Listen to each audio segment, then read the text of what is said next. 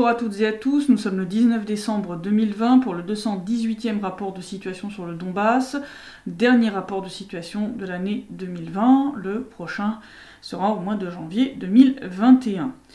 Je vais surtout parler de l'évolution de la situation militaire mais aussi diplomatique, puisque la dernière réunion du groupe de contact par vidéoconférence a été une sorte de bilan de l'année. Bon, c'est pas Jojo, hein, je vous le dis tout de suite. Je vais parler aussi de la Russie, suite aux réponses données par Vladimir Poutine lors de sa grande conférence de presse annuelle, et surtout de la situation en Ukraine, hein, parce que bon, là, ça devient de pire en pire. Sur le plan militaire, du 12 au 18 décembre 2020, l'armée ukrainienne a violé le cessez-le-feu en RPD à 34 reprises, donc on est à 3 fois plus que la semaine dernière, durant lesquelles elle a tiré 135 munitions, donc là aussi on est en hausse, dont 26 obus de mortier de 120 mm. Donc on a moins d'obus de mortier, mais c'est que du mortier 120 mm. Donc c'est pas bon non plus, hein, voilà. Il faut y rajouter les 5 violations du cessez-le-feu et les 39 munitions, dont 16 obus de mortier de 120 mm tirés par l'armée ukrainienne durant les dernières 24 heures. Malheureusement, les tirs de mortier de 120 mm de cette semaine ont fait 2 morts parmi les soldats de la RPD dans le sud, à Leninskoye et Dzerzhinskoye, donc lorsque l'armée ukrainienne a visé les positions de la milice populaire. Le drone qui servait à ajuster les tirs de ces mortiers a été abattu, et la milice populaire a répondu aux tirs de l'armée ukrainienne pour faire cesser les tirs. Bon, malheureusement, on a quand même 2 morts. Ça, c'est pas bon du tout. En termes de violation des autres mesures de contrôle du cessez-le-feu, les fameuses mesures additionnelles, bon là c'est encore plus nombreux, parce que là on en est à 109 cas de travaux du génie visant soit à renforcer, soit à étendre les positions, donc les tranchées existantes côté ukrainien. 38 violations de ce type ont été détectées près de Gorlovka, entre autres une grande quantité vers Choumi, donc c'est la fameuse zone où la RPD voulait mener une inspection conjointe, pour justement constater les violations que nous on avait repérées. Le gros truc qui fait peur à cet endroit-là, c'est que le fameux canal Seversky Donetsk, dont j'avais déjà parlé, qui avait été endommagé par des tirs, là où il passe près de la mine 6-7 à Gorlovka, ce fameux canal, il passe justement pas loin de ces positions qui sont en train de creuser. Autant dire que, bon, s'ils mènent les travaux du génie, comme ils gèrent le déchargement des munitions, leur stockage, etc., côté ukrainien, y a de quoi avoir peur, si vous voulez. On a quand même une grosse crainte qu'ils en viennent à endommager le canal lors des travaux, ce qui mènerait quand même à un gros désastre humanitaire, puisque je rappelle que c'est ce canal qui dessert la RPD en eau potable. Voilà. Au niveau donc violation de ce type, on en a détecté 38 en direction de Donetsk, principalement vers Pesky et Opitnoye, et 33 dans le sud, principalement à Vodianoye. Bon, côté ukrainien, ils ont toujours des pertes hors combat. Cette semaine, ils ont eu 2 morts et 10 blessés. Voilà, ça continue, c'est quand même magistral. En perte au combat, on ne sait pas combien on en a fait, parce que lorsqu'on a répondu aux tirs qui ont tué 2 de nos soldats, on sait qu'on a fait des victimes de l'autre côté, mais on ne sait pas exactement combien, ni si c'est des morts ou des blessés. Mais clairement, voilà, ça a fait du dégât. Autre violation des accords de Minsk et des mesures additionnelles de contrôle du cessez-le-feu, eh bien c'est le déploiement des armes lourdes près de la ligne de front qui continue côté ukrainien. Les services de renseignement de la RPD ont détecté cette semaine le déploiement de 24 pièces d'armement lourd, donc on est à 3 fois plus que la semaine dernière, en violation des accords de Minsk, à savoir un système de défense antiaérien OSA, un véhicule de transport de troupes blindées type BTR, 15 véhicules de combat d'infanterie type BMP, 5 automitrailleuses type BRDM et 2 véhicules de reconnaissance blindés type BRM 1K. Alors pour cacher tout ça, l'armée ukrainienne continue de brouiller le signal des drones de l'OSCE. Cette semaine, c'est à 4 reprises, je vous montre la petite carte où vous voyez les endroits qui sont concernés. On va parler accord de Minsk, puisque ça y est, on a atteint la fameuse date butoir des 1 an après le sommet au format Normandie de Paris, et la Russie, les RPD et les RPL ont dressé un bilan de l'année 2020 en matière de négociations sur le conflit du Donbass et de mise en œuvre des accords de Minsk. Et comme je le disais en introduction, le résultat est loin des Jojo quand même. Hein. Donc, comme je vous disais, la dernière réunion du groupe de contact qui a donc eu lieu cette semaine a été dédiée à ça. Bon, en un an après le sommet au format Normandie, les deux seuls points qui ont été partiellement mis en œuvre, ça a été le cessez-le-feu et l'échange de prisonniers. Voilà. Et on n'a pas été jusqu'au bout, puisque, comme vous le voyez, le cessez-le-feu n'est toujours pas pleinement respecté. Hein, il a été juste après la mise en œuvre des fameuses mesures additionnelles, et puis très vite, comme d'habitude, l'Ukraine a repris ses mauvaises habitudes et a recommencé à tirer. Et l'échange de prisonniers, l'Ukraine n'a pas mené l'apurement judiciaire des personnes qu'elle nous a rendues. Donc c'est fait à moitié. Voilà. Et puis tout le reste, comment vous dire, ça n'a pas avancé d'un pouce. Hein, parce que tout a été bloqué et saboté par l'Ukraine. Donc de la fameuse inspection conjointe des positions ukrainiennes près de Choumi, qui devait permettre d'entériner le mécanisme de coordination prévu dans les mesures additionnelles de contrôle du cessez-le-feu, jusqu'à la mise en œuvre de la formule Steinmeier, qui était prévue dans la déclaration des 4 dirigeants à l'issue de la réunion de Paris, en passant par la feuille de route, qui était une proposition de la RPD et de l'RPL pour essayer d'avancer. Il n'y a rien qu'à bouger. Voilà, alors l'Ukraine fait semblant, comme j'avais déjà expliqué, que la feuille de route proposée par l'RPD et l'RPL n'existe même pas. C'est sympa quand même. Et puis donc elle dit qu'elle attend une feuille de route de la part de la Russie, mais elle ne viendra jamais, parce que je rappelle que Moscou n'est pas parti au conflit. C'est comme si tu demandais une feuille de route à la France, ou à l'Allemagne. Voilà, la Russie est garante des accords de Minsk. Pour la RPD et la RPL, comme la France et l'Allemagne sont garantes des accords de Minsk pour l'Ukraine. Voilà, c'est complètement débile, quoi. Donc en plus, là, les représentants ukrainiens disent non, on voit pas sur quoi on doit travailler. Hein, et ils refusent de revoir leur copie, alors que, comme je l'ai déjà dit, 80% de leur fameuse feuille de route violent les accords de Minsk. Voilà. C'est bien parce que, dans le même temps, ils continuent de prétendre qu'ils adhèrent aux accords de Minsk. Tout en disant à côté qu'en fait, on peut pas les mettre en œuvre, qu'il faut les réécrire, changer l'ordre, et que ça va pas. Donc c'est complètement contradictoire, tu vois. Je veux dire, à un moment, il faut remettre un peu dans le merdier que vous avez entre les deux oreilles, ça serait pas mal. La prolongation de la loi sur le statut spécial du Donbass a aussi montré que les jolies paroles de Zelensky ne valent rien, puisque je rappelle qu'en 2019, il avait promis de revoir la loi, qui actuellement contredit les accords de Minsk, avant de la prolonger en 2020. Sauf qu'il n'a rien fait, et qu'elle a été prolongée d'1 an, telle qu'elle. Voilà. Ils n'ont pas bougé une ligne. Voilà. En fait, le problème clé qui a été souligné par tant la Russie que la RPD et la RPL, c'est qu'en fait, l'Ukraine refuse de négocier directement avec la RPD et la RPL, comme le prévoient pourtant, je le rappelle, les accords de Minsk. Allez les lire, ces putains d'accords. Tous ceux qui me parlent de conflits ukraino-russes et autres conneries, allez lire les accords de Minsk. À aucun moment, il n'est dit que l'Ukraine doit négocier avec la Russie. On te dit clairement, l'Ukraine doit négocier avec les représentants de ce qu'on appelle certains districts des régions de Donetsk et de Lugansk, qui est la formulation utilisée pour désigner les RPD et les RPL. Voilà. Donc, c'est écrit, il y a noir sur blanc, donc tant que Kiev ne se décide pas à négocier avec les deux républiques, ça va pas bouger. Ça va pas bouger. Point d'ailleurs qui a été souligné par Lavrov, Sergei Lavrov, le ministre russe des Affaires étrangères, en réponse aux chougneries de son homologue ukrainien. Oui, j'appelle ça des chougneries, parce que ça s'appelle chougner. Je veux dire, le mec s'est plaint que son homologue russe avait refusé de lui parler au téléphone en septembre. Donc Kouleba, qui est le ministre ukrainien des Affaires étrangères, a chialé en disant « Oui, mais Lavrov, il veut pas me parler au téléphone !» Bon, en fait, Kouleba voulait parler avec Lavrov d'un incident sur la ligne de contact dans le Donbass. Or, comme l'a dit Lavrov, si Kiev veut discuter de points qui concernent la mise en œuvre des accords de Minsk, là, oui, ça justifie une discussion téléphonique avec la Russie, parce qu'elle est garante de ces accords. Mais un incident sur la ligne de contact, ça se règle avec les RPD et les RPL. Surtout qu'en plus, cette question-là a été abordée quelques jours après cette tentative d'appel téléphonique, au sein du groupe de contact, qui est l'endroit parfait pour discuter de ce genre de sujet. La Russie, ça la regarde pas. Je veux dire, l'incident sur la ligne de contact, c'est pas l'armée russe que vous avez en face. Vous pouvez essayer de chougner, de taper du pied, de vous rouler par terre comme vous voulez. Ça change pas la réalité. Vous avez pas l'armée russe ici. Donc c'est la milice populaire. Donc s'il y a un incident sur la ligne de contact, vous devez voir ça avec les milices populaires, c'est-à-dire les RPD et les RPL.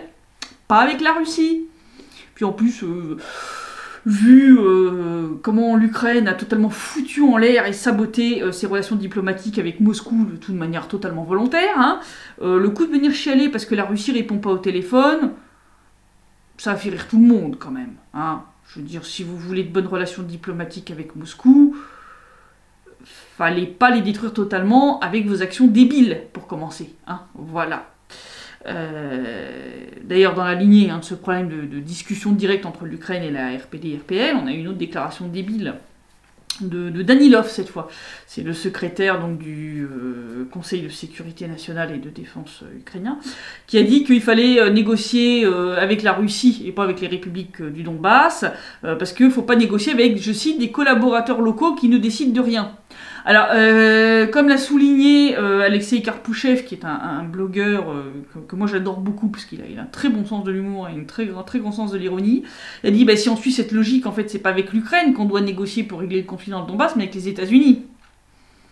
Parce que c'est pas la bande de clowns de Zelensky qui décide de quoi que ce soit à Kiev, on est bien d'accord. Donc c'est que des marionnettes. Donc en fait, pour régler le conflit dans le Donbass, il faudrait que Moscou et Washington discutent entre elles, si on suit cette logique débile.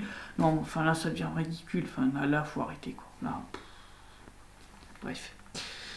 Je vais parler brièvement du coronavirus, puisqu'en RPD, on en est à 13 412 cas, donc 1011 de plus que la semaine dernière, dont 1212 morts, soit 75 de plus, et 7948 guéris, soit 675 de plus. En RPL, on en est à 1933 cas, soit 65 de plus, 161 morts, 5 de plus et 1669 guéris, soit 42 de plus. En Ukraine, on en est à 956 123 cas, soit 71 084 de plus, dont 16 469 morts, soit 1471 de plus. C'est toujours pas bon côté ukrainien, et il y a des grosses rumeurs sur le fait qu'ils vont refaire un confinement extrêmement sévère. Je vais y revenir. Nous, de notre côté, on s'attend à une livraison du vaccin russe Sputnik 5 d'ici la fin de l'année, ici en RPD. Voilà, on va voir comment ça se passe de ce côté-là. Surtout que, je vais y venir concernant justement les relations entre la Russie et le Donbass, puisque Vladimir Poutine a organisé, comme chaque année, sa grande conférence de presse annuelle, et bien entendu, la question du Donbass est venue sur la table. Un journaliste l'a interrogé donc, sur les relations entre Moscou et Kiev, et sur la situation dans le Donbass.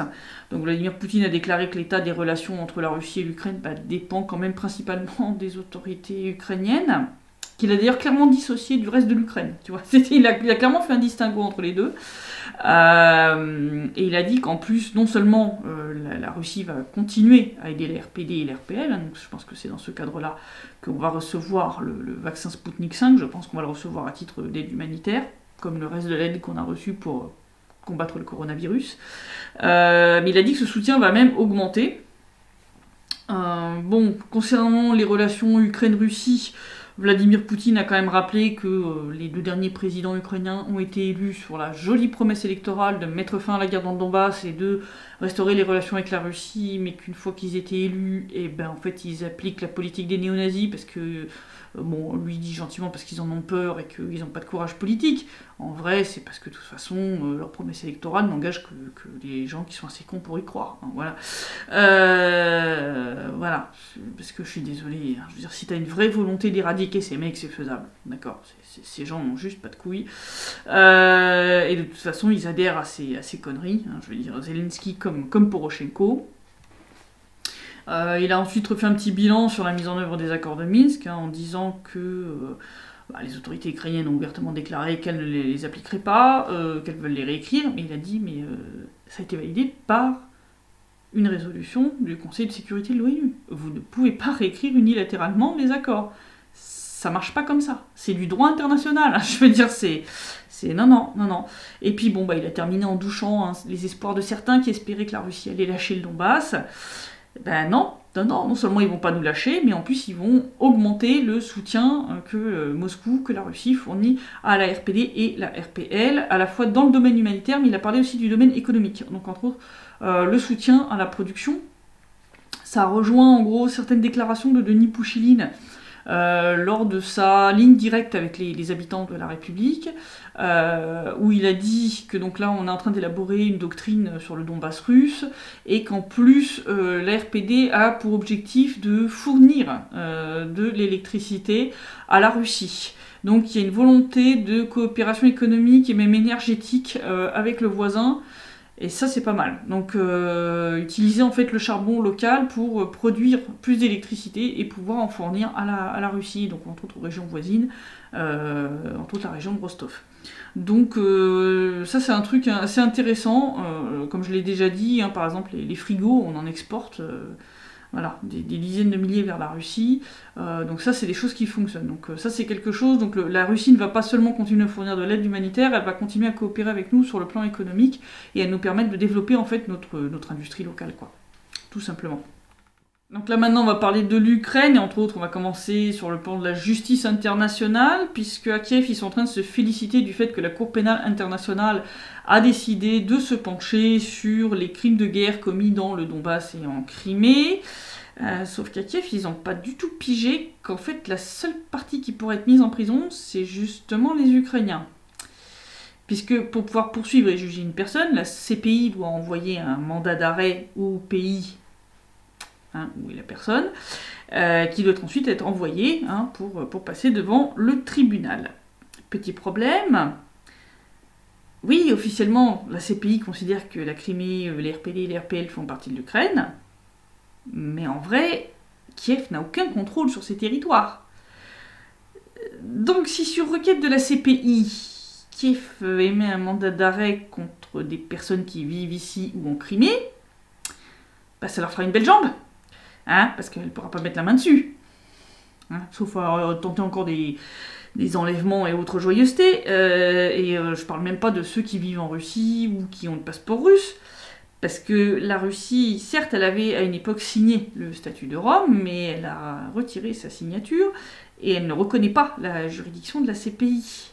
Et vu que Moscou extrade pas ses ressortissants, et que désormais plus de 350 000 personnes dans le Donbass sont des citoyens russes, le temps que la CPI finisse son enquête d'ici quelques années, toutes les personnes considérées comme pouvant se retrouver sur le banc des accusés seront russes, et donc intouchables. Voilà. Et puis en plus, autre petit point quand même sur lequel Kiev fait bien l'impasse, c'est le fait que la CPI a bien évalué que la guerre dans le Donbass est une guerre civile. D'accord ? La CPI a clairement dit, la guerre dans le Donbass, ce n'est pas une guerre entre l'Ukraine et la Russie. Là, la propagande officielle ukrainienne, elle vient se prendre un high kick, mais dans la tête, avec une chaise en métal, là. Là, elle vient de se prendre un grand coup de latte dans la gueule. Par contre, comme je disais, pour les Ukrainiens, c'est la merde. Parce que Kiev a reconnu la juridiction de la CPI et n'a pas retiré sa signature du statut de Rome. Donc si la CPI demande à ce que l'Ukraine extrade certains de ses citoyens, ben Kiev sera obligé de le faire. C'est-à-dire les membres actuels ou anciens du gouvernement ukrainien, Poroshenko, Turchinov, Zelensky, Naïev, Poltorak, toute la bande là, puis les chefs de bataillon néo-nazis, et même les simples soldats qui ont tiré sur des grands-mères, des enfants, des zones résidentielles, tous pourront finir sur le banc des accusés de la CPI. Ouais. Alors, l'Ukraine aurait pu s'éviter ça si, dans sa suffisance liée au fait que l'Occident ferme les yeux sur ses crimes contre l'humanité, si Kiev n'avait pas étalé publiquement toutes les preuves de ces mêmes crimes. Oui, parce que les vidéos où tu vois des mecs en train de cramer des gens vivants dans la maison des syndicats à Odessa, c'est pas très discret quand même pour cacher un crime comme celui-là. Ouais, les vidéos que tous les bataillons néo-nazis ont publiées, hein, pendant qu'ils tirent sur des infrastructures civiles dans le Donbass, quand ils tirent sur des immeubles d'habitation, sur des choses comme ça. Il y en a plein, il y en a des centaines, hein, des milliers, des trucs comme ça. C'est un petit manque de discrétion qui pourrait coûter très cher à Kiev. C'est d'ailleurs sûrement à cause de ça qu'il y a une grande vague de destruction d'archives concernant les ordres militaires donnés par Kiev, qui a l'air d'être en cours en Ukraine. Il y a des infos qui ont l'air de sortir en ce moment qui sembleraient indiquer que les mecs ils cherchent quand même à courir leurs traces. Hein. Oui, bah oui.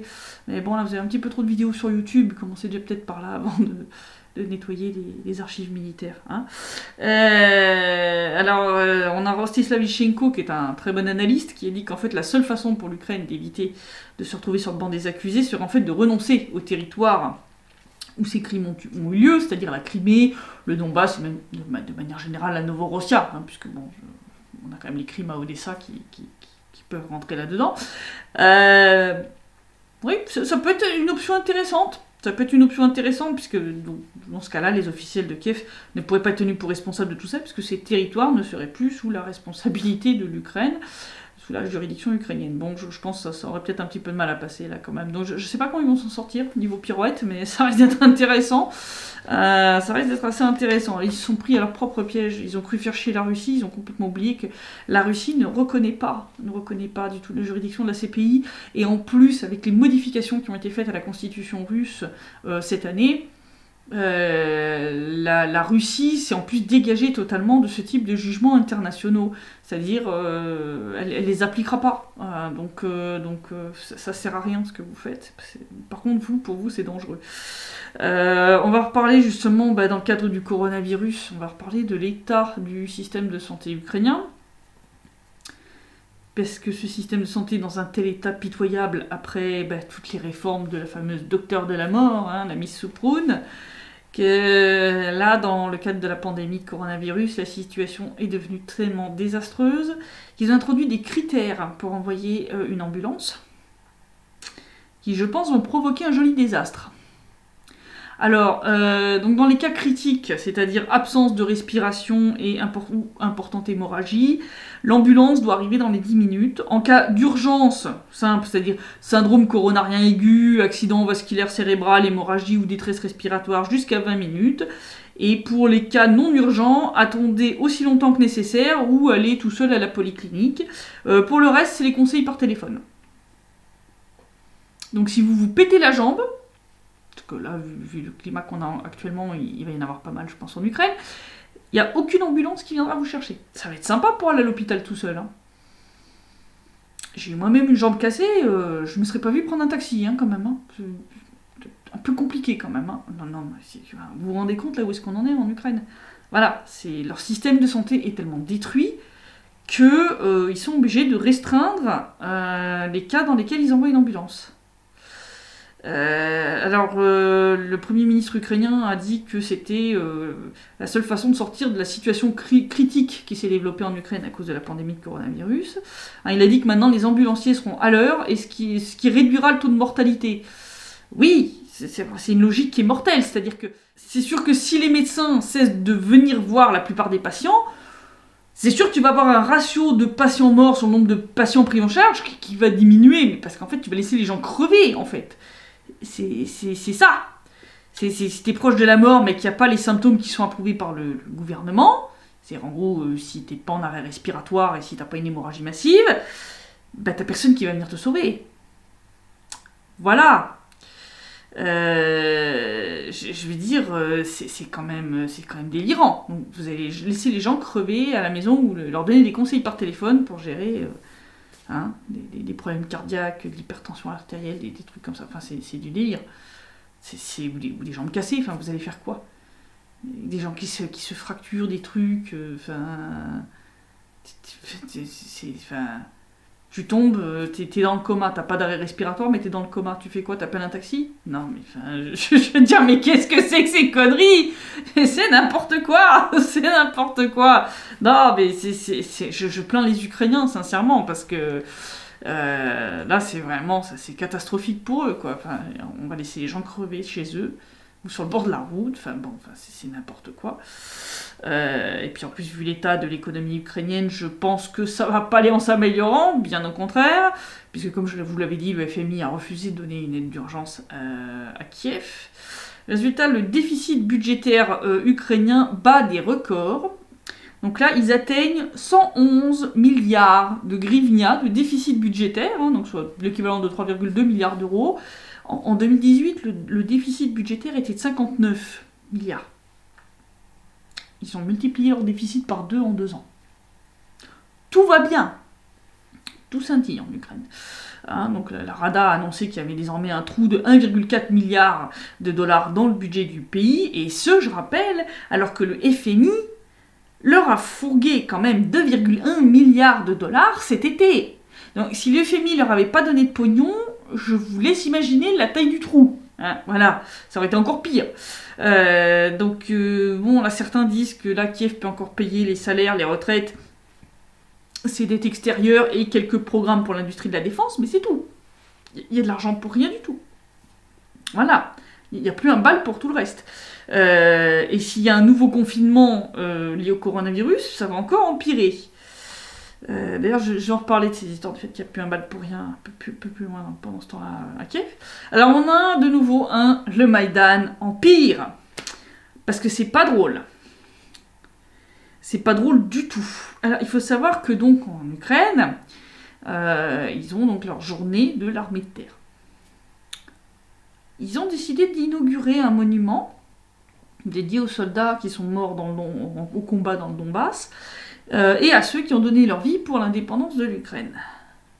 Je vais vous montrer la photo du monument.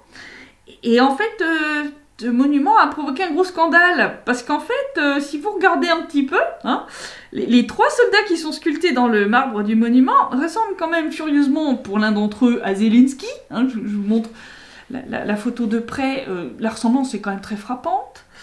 Le deuxième ressemble au commandant de l'opération des forces interarmées, Naïev, et le troisième au commandant de l'armée de terre ukrainienne, le colonel général Syrski. Ça fait un petit poil culte de la personnalité. Hein. Puis en plus, je ne vous parle pas du fait que ça insulte les soldats ukrainiens morts au combat. Je pense qu'il y en a assez qui sont morts ici en combattant dans le Donbass pour avoir assez de choix pour trouver 3 visages à mettre sur ce monument. Je pense qu'il y avait assez de choix pour pas avoir à se retrouver avec la gueule du chef de l'État dessus. C'est ce qui s'appelle cracher à la gueule des soldats qui sont morts dans cette guerre civile, qui dure depuis bientôt 7 ans. C'est quand même...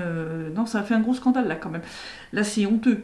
Je veux dire, j'ai pas particulièrement de respect pour les soldats ukrainiens, surtout ceux qui tirent sur des grands-mères ou des enfants.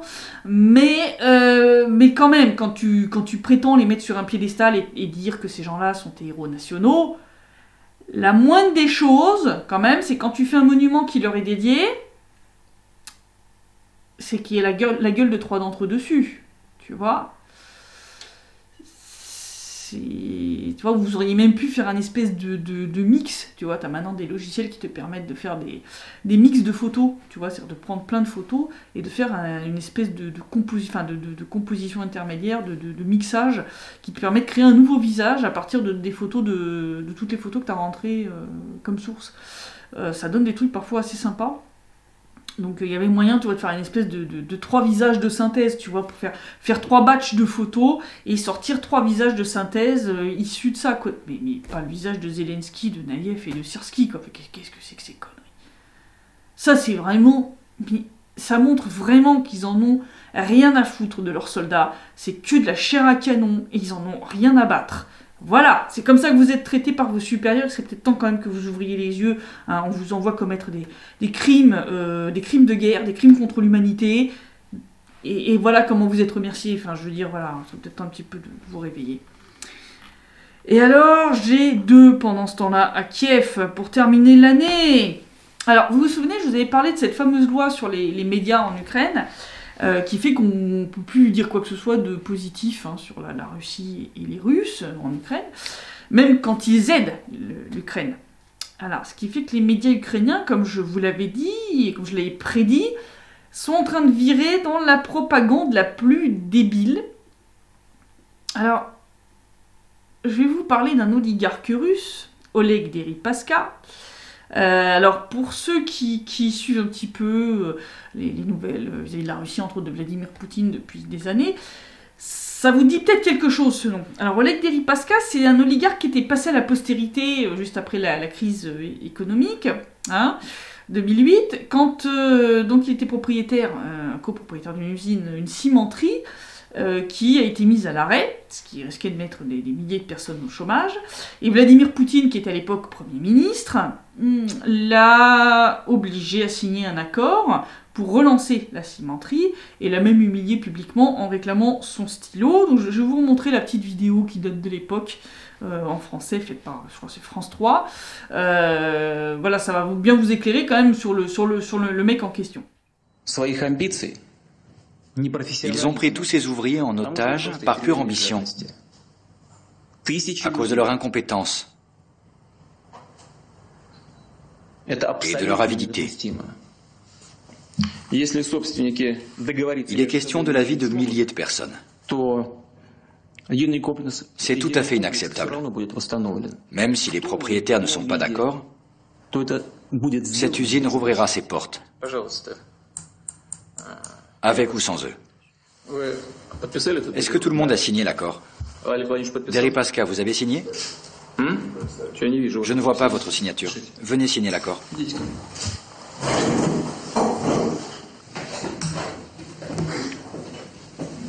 Allez-y.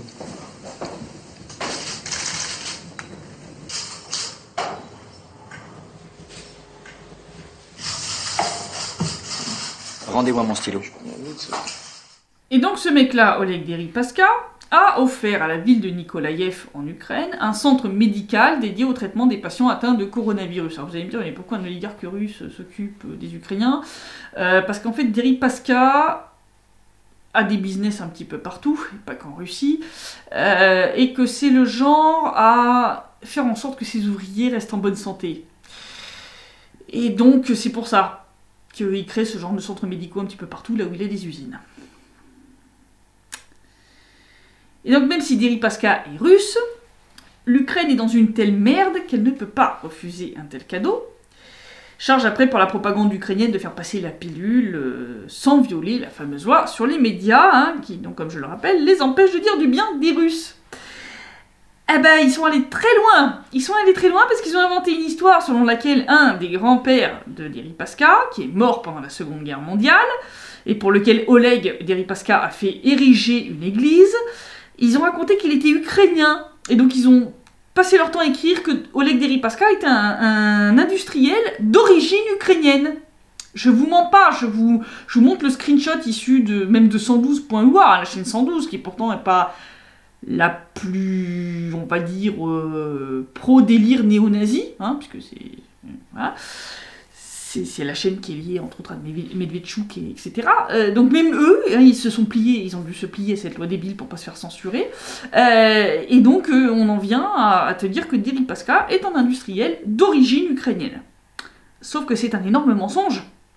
Parce que le grand-père dont il parle, Timofey Deripaska, est né dans le village de Lougovoye, qui se trouvait dans la région de Voronezh à l'époque, administrativement, et maintenant ce village a été rattaché à la région de Belgorod. Les deux régions sont en Russie. Et c'était déjà le cas à l'époque. Ouais, je vous mets en preuve la liste officielle des morts de la Seconde Guerre mondiale, où se trouve le grand-père de Deripaska, qui était jeune lieutenant, et il est clairement écrit qu'il vient du village de Lougovoye, situé à l'époque dans la région de Voronezh, qui se trouvait déjà en Russie à l'époque et pas du tout en Ukraine. Donc le grand-père de Deripaska est aussi ukrainien que la reine d'Angleterre. Voilà. Voilà où ils en sont rendus dans la propagande ukrainienne. Ils réinventent l'arbre généalogique d'un oligarque russe pour faire passer la pilule. C'est du grand délire. Les mecs, je sais pas ce que vous avez fumé, il faut que vous arrêtiez là quand même. Hein. Non, je sais bien que vous avez revendiqué le Kouban au début de la première Ukraine qui a été créée après la révolution en Russie. Mais le Kouban n'a jamais été à vous. Donc, non, le grand-père de Deripaska n'était pas du tout ukrainien. D'ailleurs, il y a des gens en commentaire sur l'article 212.oua qui ont souligné la connerie de ce truc. Qui ont dit, mais le mec, il a jamais été d'origine ukrainienne. Je veux dire, le grand-père, il est né sur le territoire russe. Il n'a jamais été ukrainien. Donc, non. Non. Du grand délire. Tout va bien. Et donc le deuxième pendant ce temps-là à Kiev, donc je vous disais que là, ils n'ont plus de pognon pour rien en Ukraine. Alors malgré cette situation absolument désastreuse, le Premier ministre Denis Shmyhal a montré qu'il prend définitivement ses cons citoyens pour des cons, justement. Il leur a promis qu'en 2023, les salaires du personnel médical seraient équivalents à ceux de leurs collègues européens. Alors que dans le même temps, ils annoncent que l'année prochaine, en 2021, ils vont augmenter les salaires des médecins de 2%. Alors je me suis intéressée un petit peu aux chiffres. Donc avec cette hausse de 2%, les médecins ukrainiens gagneront 9500 hryvnias, soit 277 € pour un docteur qui sort tout juste de l'université, et 13 500 hryvnias, soit 394 € pour un docteur expérimenté. On ne vole pas bien loin, on est bien d'accord. Alors, juste comme ça pour comparaison, aux Pays-Bas, un médecin généraliste tourne en moyenne aux environs de 8 000 € par mois. En Allemagne, il y a 4 700 €, Belgique 4 150, en France, il touche entre 4 300 et 17 000 € par mois. En Grèce, Grèce quand même, qui est un pays qui est quand même bien morflé avec la crise économique, il touche entre 2 100 et 9 650 € par mois. Et même en Pologne, quand même, il touche entre 650 et 780 € par mois. C'est-à-dire que même un médecin polonais, après votre petite hausse de 2%, touchera toujours 2 fois plus, et un médecin grec 5 fois plus qu'un médecin ukrainien expérimenté. Je te parle même de l'expérimenté, je te parle même pas du débutant, d'accord? Voilà, après ta petite hausse de salaire de 2%. Et donc là, mon grand, tu es en train d'expliquer aux médecins ukrainiens qu'en 2 ans, leur salaire va plus que doubler. Du délire. Je vais dire... Il s'est passé quoi, Shmyhal? T'as vu 2%, t'as loupé le pourcent et t'as cru que c'était, en fait, on va multiplier vos salaires par 2? C'est quoi le truc? Non, mais non, c'est pas qu'une hausse de salaire de 2% l'année prochaine que... Ou alors, t'es en train de prédire l'effondrement total économique de l'Europe. Et à ce moment-là, en fait, c'est les salaires des médecins européens qui vont se casser la gueule au niveau des salaires ukrainiens. Je sais pas. Je sais pas, c'est du grand nimp. Non. Les salaires des médecins ukrainiens atteindront pas le niveau des salaires des médecins européens en 2023, sauf effondrement économique total de l'UE, ce qui n'est pas totalement impossible. Mais dans ce cas-là, l'Ukraine va se casser la gueule aussi. Parce que si l'UE a pu un bal et qu'elle s'effondre, en fait, vous allez recevoir moins de pognon. Donc l'économie ukrainienne va s'effondrer et l'Ukraine va elle-même exploser en plein vol. Donc non. Là, ils sont complètement cinglés. Ils planent, les mecs. N'importe quoi. Non, mais tout va bien. Tout va bien. Demain, on rase gratis. Donc voilà la situation. Donc comme je vous l'avais annoncé, donc il n'y aura pas de rapport de situation ni la semaine prochaine, ni la semaine d'après. Je prends des vacances bien méritées et hautement nécessaires. Je vous retrouverai donc début janvier pour le prochain rapport de situation sur le Donbass. Je pense que la situation va rester plus ou moins sur un statu quo militairement. On a des conditions météorologiques qui, je pense, vont pousser les soldats ukrainiens quand même à rester plus ou moins dans leurs abris ou leurs baraquements et pas trop en sortir. Je pense par contre, une fois qu'on aura passé le nouvel an, il y a quand même un risque que ça remonte au niveau bombardement, etc. Pour l'instant, on n'a pas encore vu de grandes déclarations des officiels ukrainiens, vu qu'on a dépassé les 1 an après le sommet au format Normandie. On n'a pas vu de nouvelles grandes déclarations dévoilant le fameux plan B. On en saura peut-être plus bientôt, on va savoir. Mais je pense de toute façon que 2021 ne sera pas plus efficace en termes de diplomatie avec l'Ukraine que ne l'ont été les années précédentes. Je veux dire, Bon, j'attends pas de miracle. Ici, en tout cas, on va fêter le Nouvel An correctement. Le couvre-feu sera levé au moment des fêtes de fin d'année, pour que les gens puissent fêter dans des conditions un peu plus normales les fêtes du Nouvel An et de Noël. Mais bon, voilà, donc ici on est en train un peu de faire un bilan de l'année écoulée. Nous avons encore plusieurs missions humanitaires qui vont être menées la semaine qui vient, avant que je sois en congé, entre autres une mission humanitaire avec l'association Ouest-Est de Nicolas Mirkovic. Je tiens à remercier aussi l'ensemble des donateurs qui nous ont permis d'atteindre l'objectif qu'on s'était fixé pour acheter une maison pour Sacha, donc c'est un papa qui s'était retrouvé seule avec 7 enfants quand sa femme l'avait lâché comme ça. Bon, elle est revenue depuis, mais enfin même comme ça, ils sont à 9 dans une toute petite maison où il y a 2 pièces à vivre. Les enfants sont entassés à 7 dans une piole minuscule. C'est absolument catastrophique. Donc on a réuni le budget qu'on s'était fixé. Donc là, on est en train de regarder pour trouver une maison qui correspondrait à leurs besoins et qui serait dans le budget qu'on s'est fixé. Donc ça va nous prendre à mon avis un petit peu de temps quand même pour trouver quelque chose à un prix acceptable et qui soit pas une ruine.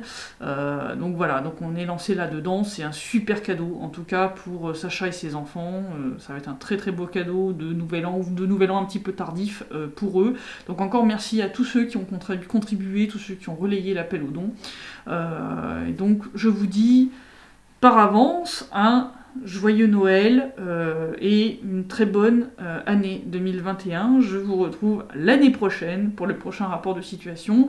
D'ici là, faites bien la fête, mais quand même avec modération, prenez soin de vous et je vous dis à l'année prochaine.